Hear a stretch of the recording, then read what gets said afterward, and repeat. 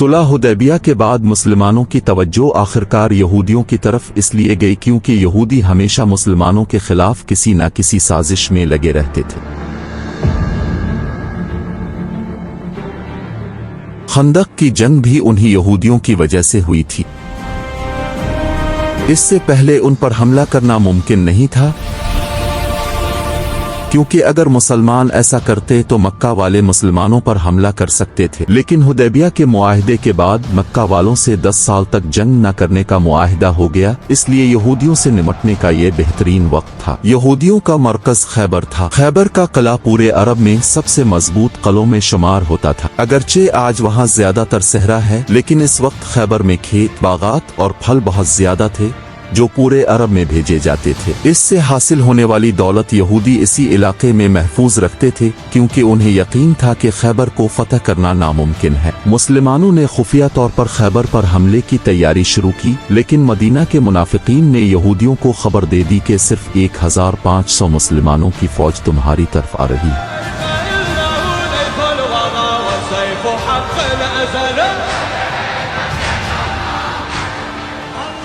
यहूदियों ने इस खबर को संजीदगी से नहीं लिया। एक दिन सुबह जब यहूदी अपने खेतों में काम करने निकले तो अचानक मुसलमानों की फौज सामने खड़ी थी। वो घबरा कर चीखने लगे, मोहम्मद आ गए, और भागकर किलों में वापस चले गए। खैबर के किले 2 हिस्सों में तकसीम थे, एक हिस्से में 5 बड़े किले और दूसरे में 3। मुसलमानों ने पहले हिस्से पर हमला किया,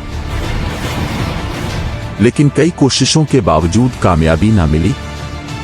फिर रसूल अल्लाह ने फरमाया कि कल मैं झंडा ऐसे शख्स को दूंगा जो अल्लाह और उसके रसूल से मोहब्बत करता है और अल्लाह और उसका रसूल इससे मोहब्बत करते। तमाम सहाबा इस उम्मीद में थे कि ये एजाज उन्हें मिले। हजरत उमर ने भी कहा कि उन्होंने कभी क़ियादत की ख्वाहिश नहीं की सिवाय इस दिन के। अगले दिन रसूल अल्लाह ने झंडा हजरत अली को दिया, जो उस वक्त तकरीबन 29 साल के थे। हजरत अली ने अज़्म किया कि वो आखिर दम तक लड़ेंगे।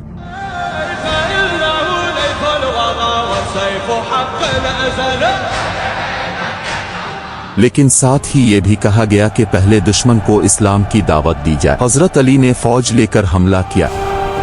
दुश्मन का एक मशहूर पहलवान मरहूब सामने आया, जो अपनी ताकत की वजह से पूरे अरब में मशहूर था। हजरत अली ने इसका मुकाबला किया और इसे शिकस्त दे दी।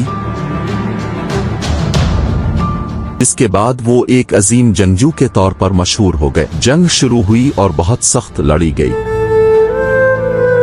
यहूदी भी पूरी ताकत से लड़ रहे थे। बिलाखिर वो पहला किला छोड़कर दूसरे में चले गए और इस तरह पहला किला फतह हो गया। 3 दिन तक मुसलमान दूसरे किले को फतह न कर सके। फिर यहूदी वहां से भी तीसरे किले में चले गए।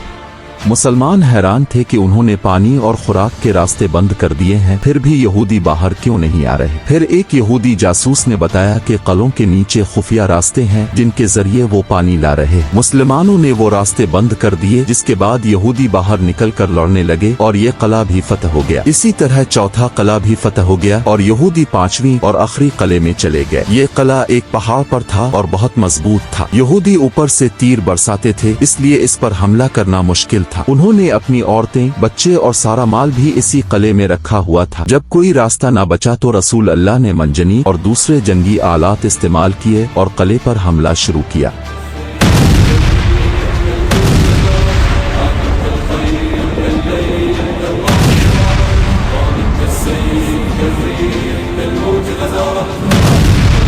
बिलाखिर किले की दीवार का एक हिस्सा गिर गया और मुसलमानों ने भरपूर हमला कर दिया।